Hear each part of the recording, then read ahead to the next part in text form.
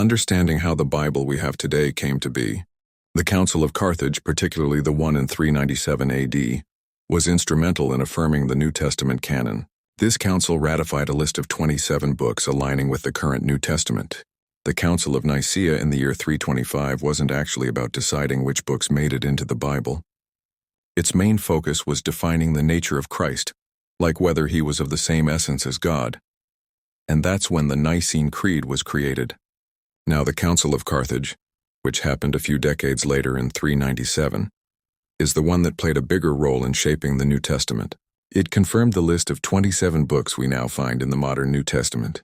So, Nicaea clarified doctrine. Carthage helped fix the text. The Council of Nicaea was convened by Emperor Constantine in the year 325 in what's now modern-day Turkey. This was the first major ecumenical council of the early Christian Church. Constantine had recently legalized Christianity through the Edict of Milan, and now he wanted unity, both spiritual and political. The council was mainly called to resolve the Arian controversy, which was a big debate about whether Jesus was divine in the same way God the Father was. Arius said no, others like Athanasius said yes. The outcome? The council sided with Athanasius, affirming that Christ is of the same substance, homoousios, as the Father, essentially co-eternal and fully divine.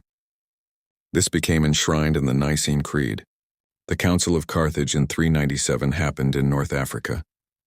By then, Christianity was more established, and the Church wanted to formally recognize which books should be considered Scripture. The Council's list of New Testament books matched what we use today: 4 Gospels, Acts, the Pauline letters, and Revelation. This wasn't the first time such lists had been proposed, but Carthage marked a kind of formal affirmation in the West. It was largely influenced by figures like Augustine of Hippo, who played a major role in its decisions. Both councils were affiliated with the institutionalizing of Christianity within the Roman Empire. Nicaea was under Constantine's direct influence, blending church with imperial power. Carthage followed that momentum, consolidating Christian doctrine and text under a growing ecclesial structure.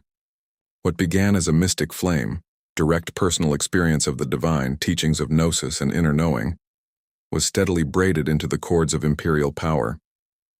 By the time of Constantine, Christianity had already been shaped by persecution, secrecy, and profound mystic traditions, like the early Gnostics, the Desert Fathers and Mothers, and sects like the Essenes.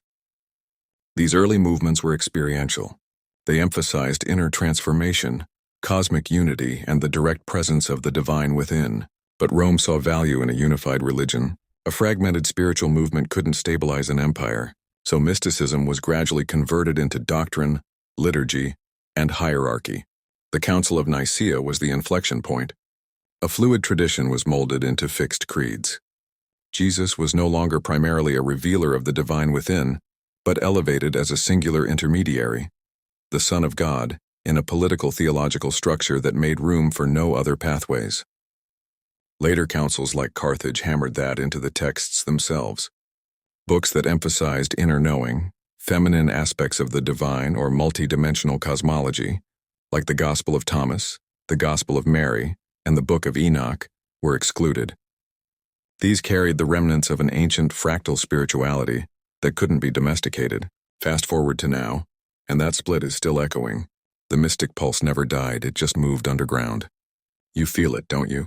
That sense that something vast and sacred was left out, hidden under centuries of dogma, kingship, and institutional control.